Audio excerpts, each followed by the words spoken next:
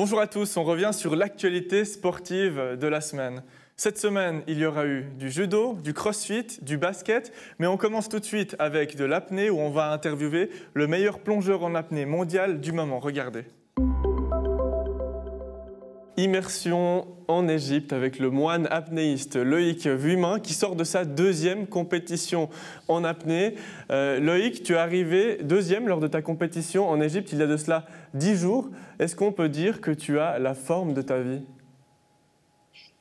Je suis en bonne forme, ouais. Alors la forme de ma vie, j'espère qu'elle est encore à venir, mais j'étais en bonne forme, ouais.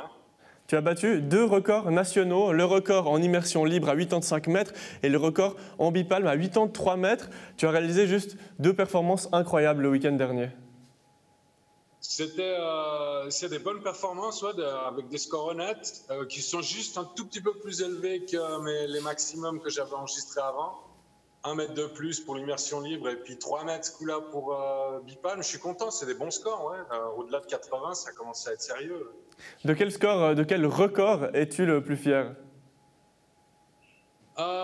En fait, je suis content dans ces 3 records qui soient à peu de choses près dans les mêmes profondeurs, 83, 85, 85.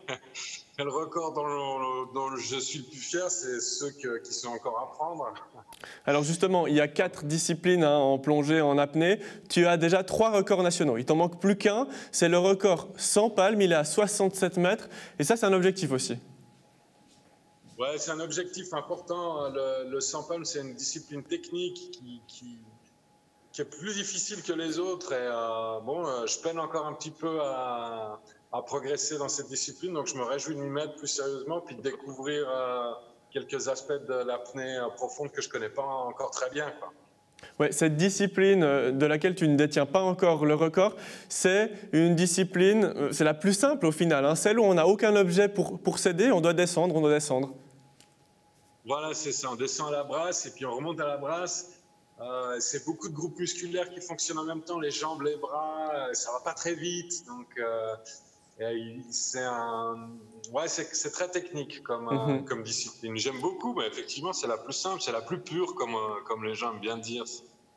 Tu es un plongeur en apnée très complet. La preuve, hein, tu es premier du classement AIDA, c'est-à-dire que cette année, tu es tout simplement le meilleur plongeur en apnée mondial, toutes catégories additionnées en fait.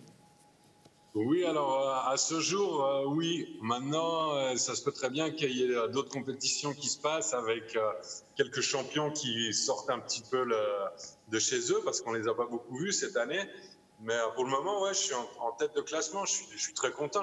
J'ai bossé pour, hein. Il y a encore quelques compétitions. Tu disais, mais pour toi, c'est fini. Comment expliquer ça ?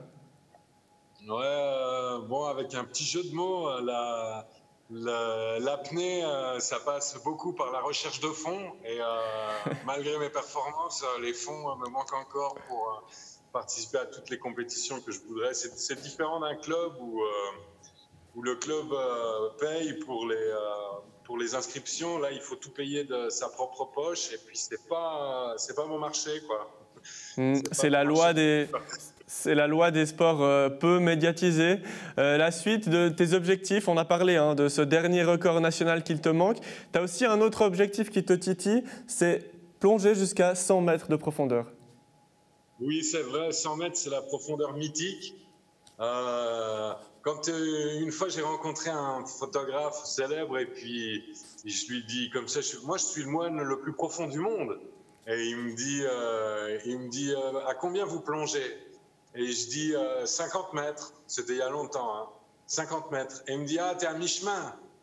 Et ça m'avait pris au cœur. Flûte, je suis pas crédible, mes performances sont pas crédibles. 100 mètres, c'est les gens aiment bien dire ça. Il y a moins de gens qui sont allés à 100 mètres de profondeur en apnée que de gens qui sont allés dans l'espace.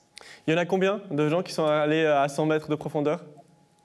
Alors, je ne sais absolument pas et je ne sais pas non plus combien de gens sont allés dans l'espace. En tout cas, on te souhaite de rejoindre cette liste très minime où peu de gens sont encore allés. Merci beaucoup Loïc de nous avoir accordé ces quelques minutes. Merci beaucoup à vous. À bientôt. Les sports d'équipe et de contact sont interdits jusqu'à nouvel avis. Un coup dur pour de nombreux clubs sportifs de la région. Mais les jeunes, jusqu'à 15 ans, peuvent continuer à s'entraîner en respectant des règles strictes. Mathieu Greul, salut, merci d'être avec nous. Salut. Tu es entraîneur au Judo Team Nyon. Et avec toi, on va s'intéresser à l'activité du club dans ces conditions particulières.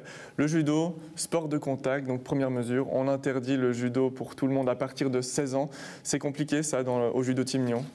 Alors c'est vrai que les cours sont interdits, ne sont plus autorisés pour tous les membres de 16 ans et plus. Donc ça concerne quelques adolescents et le cours adulte qu'on a dû fermer momentanément. Mais voilà, la bonne nouvelle, c'est vraiment que pour les moins de 16 ans, on peut continuer à donner les cours dans des conditions quasiment normales. Et ça, c'est plutôt réjouissant. On va en parler de ces moins de 16 ans. Ça représente au final la majeure partie du club, ces moins de 16 ans. Oui, tout à fait. Sur environ 150 membres, on a finalement une quinzaine de membres qui ne peuvent plus pratiquer. Donc la majeure partie de nos membres peut continuer à s'entraîner. Et ça, c'est vraiment réjouissant. C'est valable à partir du 4 novembre. Ça fait déjà bientôt une semaine que les conditions d'entraînement ont changé. Est-ce que vous avez hésité à continuer quand vous avez vu que voilà, les règles étaient beaucoup plus strictes? Il y a de nombreux clubs qui ont arrêté. Non, alors on n'a pas du tout hésité. On était même prêt à proposer des solutions sans contact. Certains cantons avaient autorisé le sport par groupe de 10 sans contact. Donc on était prêt, on avait des solutions, des concepts qui étaient prêts à être mis en place. Et finalement, fort heureusement, on a pu continuer avec le contact, donc ça ne change pas grand-chose. Exactement, avec le contact. Mais qu'est-ce qui change alors? On voit des images derrière nous de jeunes avec le masque. Il y a le masque pour certains jeunes, en fait. Alors la différence maintenant, c'est que de 12 à 16 ans, les jeunes doivent être masqués pour l'entraînement.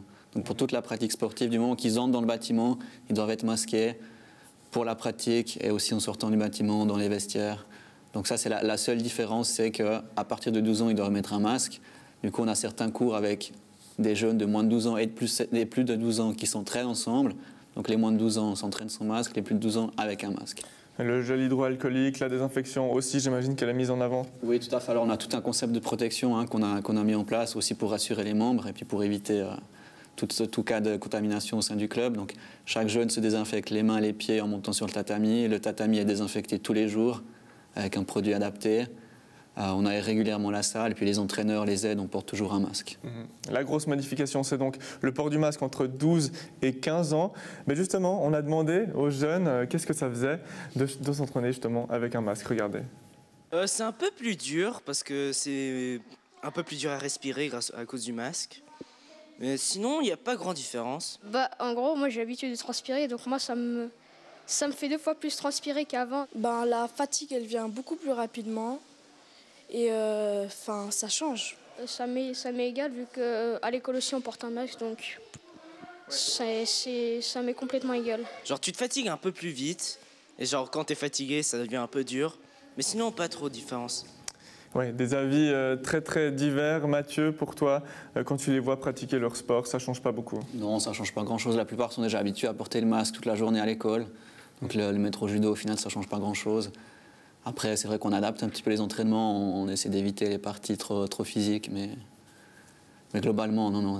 C'est l'aspect positif de pouvoir continuer à pratiquer qui prend le dessus, plutôt que sur l'aspect contraignant de devoir mettre un masque. Les parents, comment est-ce qu'ils prennent ça? Est-ce qu'ils sont réticents parce que leur enfant il va voir plein de monde, il va faire du sport, ou bien au contraire, est-ce que c'est un soulagement pour eux? Alors pour la plupart des parents, cette fois, c'est vraiment un soulagement que les jeunes puissent continuer à pratiquer, à venir au judo. Sur la première vague, au mois de mars, on avait beaucoup plus de réticence. Les gens étaient beaucoup plus craintifs. Là, la situation a un petit peu évolué. Les gens ont appris à vivre avec le virus et ils n'ont vraiment pas envie que les enfants soient privés d'activité pendant quelques mois, comme ça a été le cas en avril et mai. Et au Judo Team Nyon, on n'a pas envie, pour le bien de ces jeunes, qu'ils soient privés encore de 2, 3, 4 mois de judo, puisqu'il y a certains qui vont peut-être intégrer le niveau suisse, et c'était primordial pour eux de continuer. C'est vrai qu'on a certains membres du club, on va dire entre 12 et 14 ans, qui s'entraînent 3, 4, 5 fois par semaine. Et l'objectif pour certains d'entre eux, à court terme, à moyen terme, ce sera d'intégrer l'équipe nationale des moins de 18 ans. Et puis pour ces jeunes-là, c'est vrai que c'est important d'avoir une grande charge d'entraînement, le plus possible, d'être le plus souvent possible sur le tatami. quand on voit que dans les autres cantons, c'est fermé, qu'ils n'ont pas le droit de pratiquer, ben voilà, c'est tout ça de gagner pour nous. Et puis ça, c'est vraiment réjouissant aussi. On parle justement du sport d'élite, on va finir avec ça. Vous travaillez étroitement avec le judo club de Morges qui a pas mal de sportifs de haut niveau, de bons judokas. Est-ce qu'il y en a qui peuvent continuer tout de même à s'entraîner? Oui, alors à Morges, il y a des exceptions pour les sportifs d'élite. Donc on a Priscilla Morand qui est actuellement qualifiée pour les Jeux Olympiques, qui combat pour l'île Maurice. Donc elle peut continuer à venir s'entraîner sans restriction. Et on a aussi Aline Rosset qui est dans l'équipe nationale des moins de 18 ans qui, elle, peut aussi continuer à s'entraîner sans restriction. Ouais. Par contre, en Suisse, pas de compétition pour l'instant. C'est frustrant pour ces jeunes? Alors c'est frustrant pour tout le monde, spécialement pour les jeunes qui attendent que ça. C'est vrai que les petits compétiteurs, ils viennent à l'entraînement en vue des compétitions. Et là c'est frustrant, mais aussi pour les plus grands.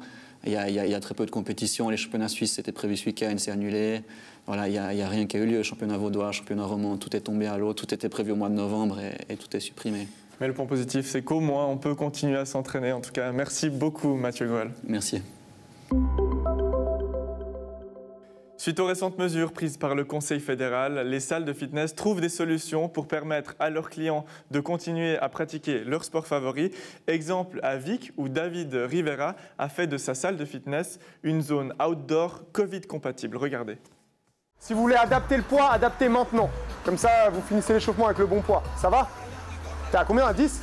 On n'a pas l'interdiction d'exercer, c'est simplement qu'on doit exercer selon un autre modèle. Donc moi, je suis revenu un peu à ce que je faisais au tout début, avec des entraînements en extérieur.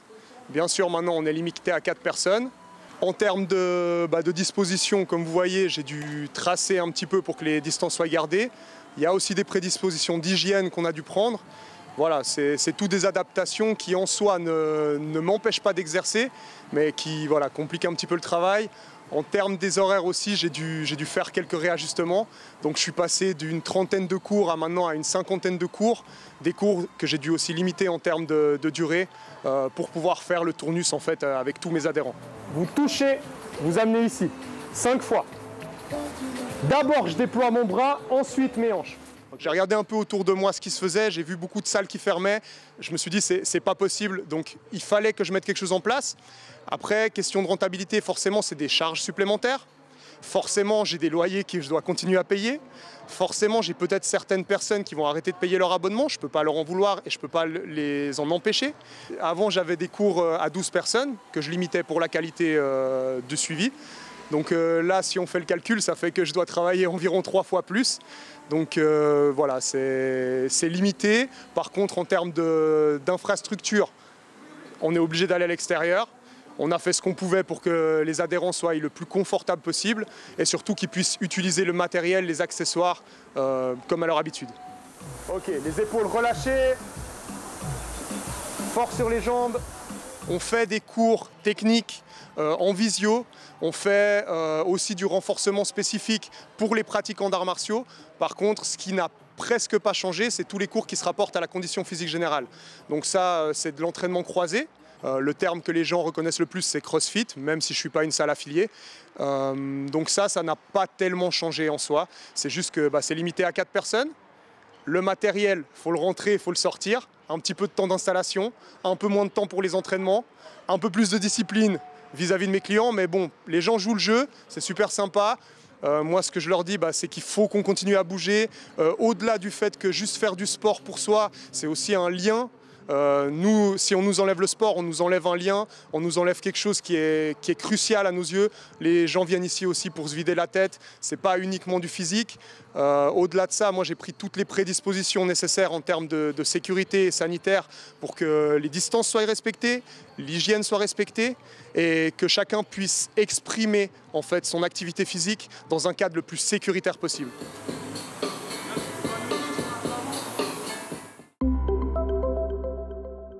En basketball, pour son deuxième match de la saison, le BBC Nyon affrontait l'Ogre Fribourg Olympique.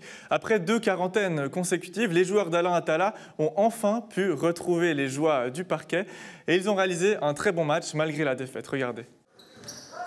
Le BBC Nyon affrontait ce soir Fribourg Olympique, double champion de Suisse en titre. Pour le BBC Nyon, c'était un match de reprise, si on peut dire, le deuxième match de championnat. Le score, 55-82, c'est pas ce qui importe le plus ce soir, Alain, je pense.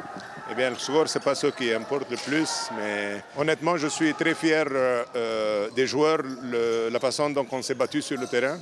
On passe dans une phase très difficile. On a eu 2 quarantaines en presque 3 semaines. Nolan, notre Américain, a dû rentrer chez lui. Il y a 3 joueurs qui ont arrêté. Donc pour nous, les circonstances d'entraînement sont très difficiles. Nous sommes 9 joueurs. On n'arrive pas à jouer 55. Donc on savait que jouer Fribourg, spécialement après qu'ils aient perdu contre Genève il y a quelques jours, ils venaient avec la rage. Bon, ça se joue sur le chiffre à regarder, c'est les 54 rebonds, combinés offensifs et défensifs. C'est une équipe qui est plus grande, plus rapide, ils ont un banc assez plus profond.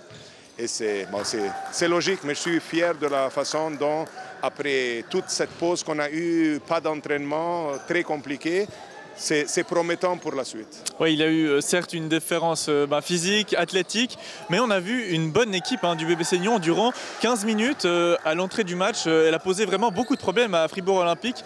L'équipe a été bonne. On s'est parlé avant, ce que je leur dis avant dans les vestiaires, c'était qu'ils peuvent être plus grands, plus rapides, plus habiles. Il n'y a aucune raison qu'ils aient un plus grand cœur que nous. Donc on a joué avec un grand cœur et après plusieurs semaines sans match, je pense que les joueurs avaient envie de jouer. On commence le match, on se bat bien et après on garde cette intensité et on voit qu'eux ils commencent à rater des shoots et après c'est une bataille mentale aussi. Après on voit que c'est clair, en rebond, on n'a pas fait le poids, mais ça on s'y attendait quand même. Mais on a mis l'intensité, on a réussi à coller pendant un bon moment. Et après, physiquement, comme tu as dit, on fait une grande pause, on tombe contre Fribourg, on sort de semaine. Donc ça se voit sur la fin. Ouais. On savait que ça allait être un match très compliqué parce que Fribourg, on sait qu'ils ont une force de frappe. Ils ont 12 joueurs professionnels. Bon, nous, on n'a pas voulu se pencher sur des excuses par rapport à on a tel ou tel joueur. Donc on s'est dit, ça faisait un moment où on n'a pas joué de match. Donc on prend du plaisir déjà de retourner sur le terrain. Donc de se lâcher, et je pense que c'est ce qu'on a fait, sans pression. Les gars se sont battus, on a tout donné. C'est vrai qu'à un moment donné, ça a pesé parce que la rotation, mais on s'est battu quand même jusqu'à la mi-temps. Bon, il y a eu un petit écart. En deuxième mi-temps, on est revenu avec de belles intentions, et c'est ce qu'on a fait jusqu'à la fin. Et donc je pense que le coach et les joueurs doivent être fiers de l'effort qu'on a donné ce soir. Comment est-ce qu'on la voit cette saison? On a l'impression que l'équipe a quand même pris beaucoup de plaisir aujourd'hui puisqu'elle a très bien joué. C'est une saison au final où on se concentre surtout sur le jeu qu'on peut produire. Ouais, aussi une grande différence sur cette saison, c'est que chaque match, enfin en tout cas c'est notre deuxième, on est vraiment content de jouer et je pense que ça se voit quand même sur le terrain. Et comme l'a dit Ben avant, on joue ce match, on donne tout, on ne sait pas compter le prochain, planifier mercredi prochain, mais ça on ne sait jamais. Donc, Ils montrent des belles choses, surtout qu'ils ont beaucoup à améliorer parce qu'à part Malé, le noyau de l'équipe est très très jeune. Aujourd'hui, Emmanuel a 18 ans, il a du temps de jeu contre Fribourg, il mérite son temps de jeu. Benoît, Titouan, on a une équipe, je pense que le 3/4 de l'équipe peuvent jouer U23. Oui, c'est une équipe jeune avec des joueurs formés en Suisse, à Nyon, et elle promet. Merci beaucoup Alain Tala.